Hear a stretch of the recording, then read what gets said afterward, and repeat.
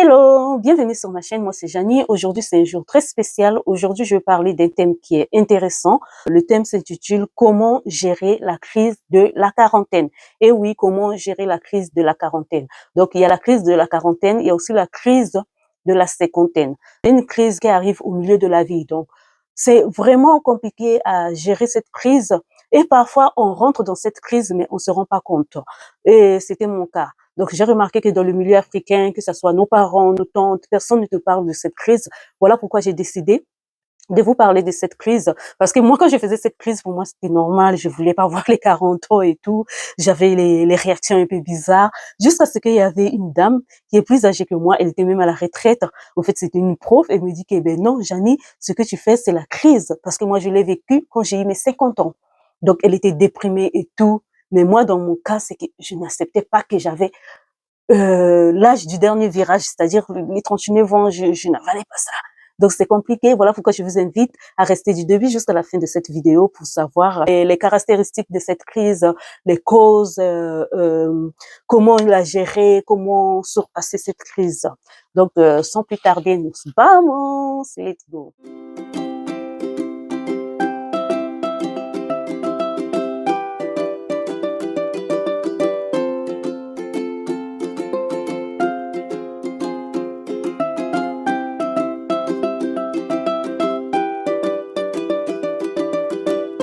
Et voilà, donc la crise de la quarantaine. Et oui, il existe une crise de la quarantaine ou de la cinquantaine. Ça dépend de quel âge vous avez et tout.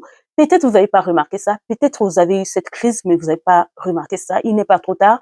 Vous avez peut-être 41 ans ou 51 ans, vous avez peut-être 5 ans ou, comment on appelle ça, 55 ans. Donc, ce thème est vraiment important pour vous d'écouter le message que je vais passer du début jusqu'à la fin.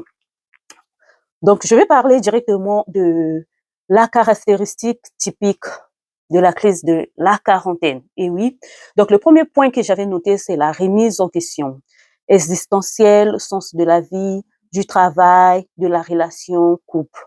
Donc, très souvent, quand on arrive à cette période-là de quarantaine ou encore cinquantaine, on se pose beaucoup de questions. Donc, déjà, le fait de se poser beaucoup de questions, c'est ce qu'on appelle la remise en question. On se dit, qu'est-ce que j'ai fait dans ma vie? Qu'est-ce que j'ai atteint? Qu'est-ce que je n'ai pas atteint? Donc, on se pose des questions dans ma vie, par exemple, depuis que je suis née jusqu'à présent. Au fait, j'ai été fière de quoi, au fait? Qu'est-ce que j'ai fait et tout? Qu'est-ce que je n'ai pas fait? On se pose plusieurs questions au milieu du travail. Est-ce que j'ai évolué? Au milieu de la relation, matrimoniale, c'est-à-dire du couple et tout. Est-ce que j'ai fait du progrès? Est-ce que le fait de rester avec cet homme, on a fait du progrès? Je sais pas. Donc, on se pose beaucoup de questions. Ça, c'est l'une des caractéristiques de cette crise. Donc, c'est là où déjà, ça te marque déjà, on dirait que tu dormais, tu te réveilles, tu commences à te poser des questions sur toi-même. C'est ça. Et le deuxième point, c'est le bilan de mi-parcours. Oui, le bilan de mi-parcours. Comme vous savez, quand on fait le bilan, c'est pas seulement la fin de l'année et tout. Parfois, c'est ça. Quand l'âge s'approche, ou bien quand on s'approche des quarantaines, des cinquantaines, parfois même des trentaines, hein. Donc, on cherche toujours à faire un bilan de notre vie et tout. Donc, ici, j'ai mis comparaison entre rêve de jeunesse et la relation actuelle. Donc, c'est plus ou moins comme la remise en question, en fait. On cherche à se comparer, on se dit, ben, de mon existence, qu'est-ce que j'ai fait? Mais peut-être on peut aussi se comparer de l'autre, hein. Très souvent, c'est comme ça. Non, je trouve que je n'ai pas évolué parce que ben, peut-être mon voisin ceci, peut-être ma sœur ou comment a ceci, a fait cela. Donc, c'est ça le bilan. On essaie de faire le bilan de ce qu'on a réussi à faire, ce qu'on n'a pas réussi à faire, de la relation, que ce soit relation professionnelle, c'est-à-dire au milieu du travail, ou soit du couple et tout.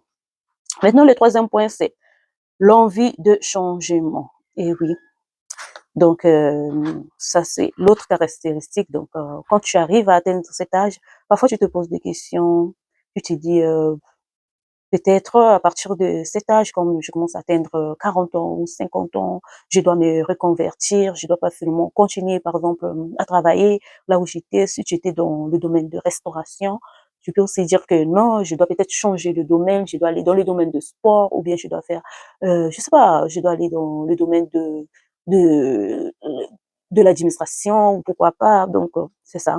reconversion professionnelle, séparation, nouveaux loisirs, changement esthétique. Oui, parfois on arrive aussi à se dire que non, j'ai longtemps porté cette coupe, je dois couper mes cheveux parce que j'ai atteint l'âge de 40 ans ou l'âge de 50 ans, ou encore on se dit que non, je dois laisser mes cheveux pousser, je dois maintenant me faire belle, je dois maintenant, je sais pas, me concentrer sur moi-même. Et il y a aussi un autre point, qui est le quatrième point, c'est l'angoisse du vieillissement. Donc, dans l'angoisse du vieillissement, ici j'ai écrit la peur de perdre sa jeunesse, de ne plus être attractif ou utile.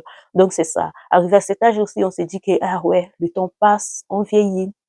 Je ne suis plus belle comme avant. Ah ben oui, j'ai maintenant les boutons noirs. Ah mais non, on est parfois on n'a même pas vieilli, mais on commence à chercher les défauts un peu partout et on a peur du futur, comment on sera et tout. Donc, du coup, pour ça, il faut savoir que non, c'est ça la vie. On est bébé et au fur et à mesure, on apprend des choses, on passe les étapes et la vie, c'est comme les escaliers. Au fur et à mesure que les années passent, on fait que monter, monter, monter. Donc, ce qu'on doit faire, c'est de monter positivement. Je passe sur les causes. Quelles sont les causes possibles de cette crise de la quarantaine ou encore de la cinquantaine? Donc, c'est la pression sociale ou encore professionnelle. Oui, surtout la pression sociale.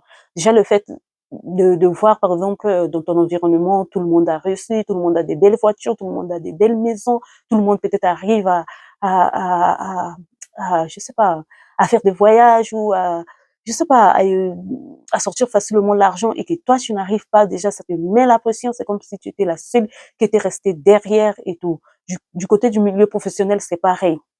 Surtout si tu es dans une boîte, ça fait longtemps, tu n'évolues pas. Les autres qui arrivent évoluent toujours. Donc, du coup, ça donne la pression. C'est ce qui fait que arriver à cet âge, arriver à la quarantaine ou encore à la cinquantaine, on a peur. Donc, c'est la pression qui monte. On se dit, bientôt la retraite. J'ai déjà fait la majorité. En fait, je suis déjà au milieu de la vie. Qu'est-ce que j'ai fait? C'est ce qu'on se dit, en fait. Il y a aussi les événements déclencheurs comme les divorces, le départ des enfants ou encore le décès. Donc ça, c'est l'une des causes de la crise de la quarantaine. Donc c'est ça, le divorce. Ça te peut s'emmener à dire, j'ai déjà atteint 40 ans. Est-ce que je pourrais encore me remarier? Est-ce que je pourrais encore avoir une personne qui va m'aimer à 50 ans? Après le divorce, je pourrais encore travailler. Donc c'est la pression, c'est vraiment la pression. Il y a aussi la réalisation de la finitude. Le temps passe vite. Donc c'est ça. C'est ça, en fait. On se dit, le temps passe vite. À 40 ans, il me reste peut-être 20 ans, je sais pas. Ici en France, je sais pas combien d'années, 27 ans encore de travail avant la retraite. Est-ce que dans 27 ans, si j'arrive à avoir l'hypothèque, je serai apte de terminer l'hypothèque, je sais pas quoi. Donc, on se pose plusieurs questions. Et comment y faire face? Donc, c'est ça. Ça, c'est le point le plus important, comment y faire face. Donc, pour y faire face, il faut apprendre à dialoguer, c'est-à-dire parler avec un thérapeute ou encore des proches. Par exemple, dans le milieu africain, on a toujours des proches, on a toujours des gens que on a, nous-mêmes, on se dit que non, si je m'approche à cette personne, je sais qu'il est sage, il saura comment me conseiller et il saura comment conserver tout ce que je vais lui dire. Donc, on a des gens comme ça dans la famille qui arrivent à couvrir, qui arrivent à nous conseiller facilement, qui arrivent à nous écouter et tout. Par exemple, je me rappelle, il y avait une époque, j'avais un problème vraiment qui me torturait beaucoup, un problème qui était vraiment difficile pour moi, je savais pas quoi faire. Alors qu'avec ce problème, une fois on m'a conseillé d'aller voir les thérapeutes, c'est-à-dire un thérapeute pour aller parler avec lui, voilà, un psy, un psychologue pour aller parler avec lui et tout, pour essayer de se vider, en fait. Et exactement ici en Europe, ils ont raison d'envoyer les gens parler avec les psychologues parce que ça n'a rien de méchant. Comme en Afrique, parfois, quand on arrive à voir un psychologue, les gens disent que non, la personne est devenue folle, alors que parfois il y a des choses au-dedans de nous que nous devons en parler. Et c'est quand tu parles, en fait, tu arrives à te soulager, tu arrives à t'évider et tout. Et ça soigne et tu deviens plus léger et tu n'as pas de stress, au fait. Donc, dans notre milieu, très souvent, c'est les proches, les gens qu'on croit, les gens qu'on sent vraiment on ressent vraiment qu'ils sont sages et tout. Et aujourd'hui aussi, j'avoue que c'est pas facile de dire les choses vraiment qui sont personnelles à n'importe qui, même dans la famille, c'est un peu dangereux parce que il y a des gens qui parlent un peu partout, il y a les commères, il y a les gens qui ne savent pas garder le secret et tout. Et il y a encore un autre point Pour y faire, il faut l'accepter. Donc, c'est l'acceptation, reconnaître que cette crise peut être une opportunité de croissance. Donc, une fois que tu l'acceptes, au fait, tu dois reconnaître que cette crise peut te pousser à croître, au fait. Du coup, la crise de la quarantaine n'est pas méchante. C'est une crise qui peut te pousser à faire des grandes choses, ça te réveille, au fait, ça te booste. Ça te dit comme si tu dormais, quoi. Ça te demande, au fait, ça te donne le courage d'aller en avant et tout. Donc, en soi, la crise de la quarantaine n'est pas mauvaise. Donc, il y a un autre point pour y faire, c'est redéfinition des priorités. Donc, dans cette crise, ce qu'on doit faire aussi, pour surmonter ça, c'est de définir nos priorités. Par exemple, dans mon cas, ma priorité n'était plus de prendre le téléphone, d'appeler les gens qui ne m'appellent pas, de demander de nouvelles aux gens qui sont fous de moi, par exemple. Ma priorité, c'est maintenant ma maison, mon mari, mes enfants et mon bien-être. Donc, en soi, je suis devenue égoïste. Ça, je suis claire. Je suis devenue égoïste depuis que j'ai mes 40 ans. Je vais pas me mettre dans des responsabilités banales qui vont me perdre le temps pour rien. Je vais pas me mettre dans les choses où, non, je préfère même rester dans ma chambre en train de réfléchir que appeler, que chercher à avoir des nouvelles des gens qui sont fous de moi. Ils ont rien à foutre de moi. Parfois, tu les appelles, ils n'ont pas rien à te dire et tout. Ils te posent même des questions. C'est comme si c'était eux qui t'avaient appelé. Donc, c'est un peu ça. Et l'autre point, c'est le changement mesuré.